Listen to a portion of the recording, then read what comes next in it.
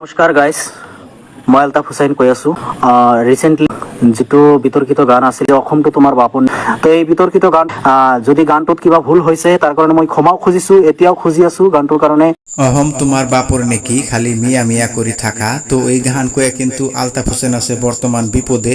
আর আলতাফ হোসেন কিন্তু বর্তমান আমাদের আসামের যেটা সিএম আছে ডক্টর হিমন্ত বিশ্ব শর্মা, তার কাছে ক্ষমা চাইতেছে এবং কি আসামবাসী এবং কি আমাদের ভারতবাসী যত রাইজ আছে মিয়া মানুষ এবং কি মিয়া মুসলমান, তো সব মানুষের কাছে ক্ষমা চাইতেছে।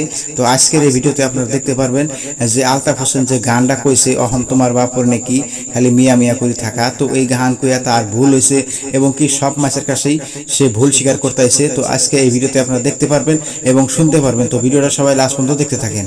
নমস্কাৰ গাইজ, মই আলতাফ হুছেইন কৈ আছোঁ।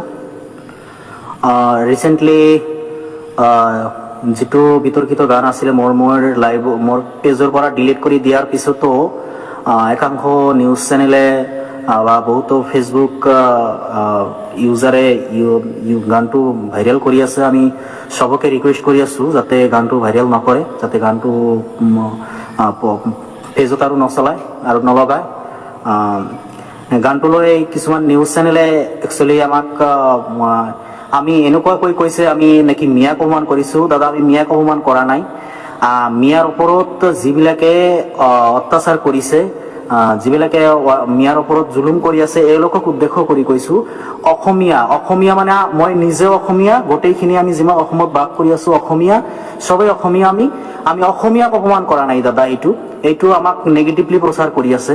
আমি অসমীয়াত অপমান কৰা নাই। অসমীয়াক অপমান কৰিলেতো মই নিজে অপমানিত হ'লোঁ। আমি অসমীয়া এনেকুৱা কোৱা নাই যে নিজৰ বাপৰ বুলি অসমীয়াক দম দিয়া নাই, হেৰি কোৱা নাই।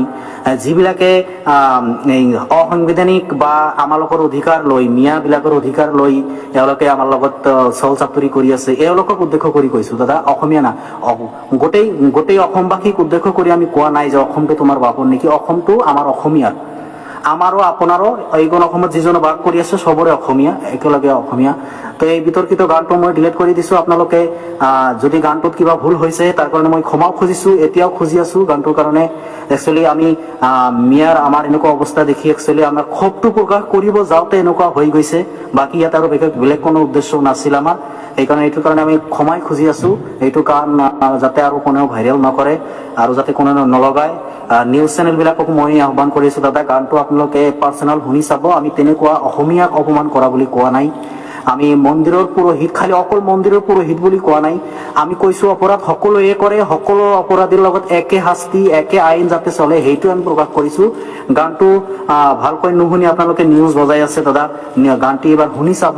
যদিও মোৰ ভুল হৈছে, অসম কিয় তোমাৰ বাপৰ সম্পত্তি নেকি এনেকুৱা সেইটো কোৱাত ভুল হৈছে, সেইটো মই ক্ষমা খুজিছোঁ। আৰু মিয়া জাগিলে চবৰ নাম পাহৰি যাব, এনেকুৱাও কৈছিলোঁ মই গানটোত কৈছিলোঁ। এইটোৰ কাৰণে যিটো ভুল হৈছে তাৰ কাৰণে ক্ষমা খুজিছোঁ। মিয়া একচুৱেলি জগাৰ উদ্দেশ্য উচতনি দিয়াৰ কাৰণে আমি এনেকুৱা কোৱা নাই। হয়তো এইটো মিয়াৰ চেতনাত ধৰিব পাৰে বা এইটো কাকো ধাৰ্মিকভাৱে মানসিক আঘাত সানিব পাৰে। এইটো আপোনালোকে মাইণ্ডত নল'ব, অনুগ্ৰহ কৰি এইটো লৈ আৰু প্ৰচাৰ নকৰিব। এইখিনিতে মই ক্ষান্ত হ'ব খুজিছোঁ। মোৰ পেজত আৰু বেলেগ ভাল চবে একেলগে মিলা প্ৰীতিৰে অসমত বাস কৰিম এনেকুৱা গান আৰু এটা আপলোড হৈছে, সেইটো শুনিব, সেইটো চাব, সেইটো বহুত ভাল গান হৈছে। এনেকুৱা গান লৈ আৰু যাতে সকলোৱে কোনেও প্ৰচাৰ নকৰে, কোনেও যাতে পাব্লিছ নকৰে।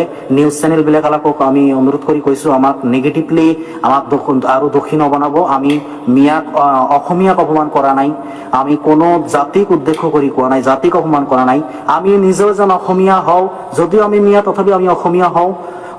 সেইকাৰণে আমাৰ গানটোত কিন্তু দাদা এনেকুৱাও লিখা আছে যে আমি শংকৰ আজান লাচিত মামাৰ দেশ, এইটো দেশ আমি বিতৰ্কিত নকৰি, আমি এনেকুৱা দাঙি নকৰি যাতে চবেই মিলি নিজৰ ৰাজ্যখনক আগবাঢ়ি লৈ যাব পাৰোঁ, আগুৱাই লৈ যাব পাৰোঁ, এইখিনি আমি কিন্তু উল্লেখ কৰি দিছোঁ গানটোত। যদি গানটোত দুটা তিনিটা কথা ভুল হৈছিলে সেইটোৰ কাৰণে মই ক্ষমা খুজিছোঁ।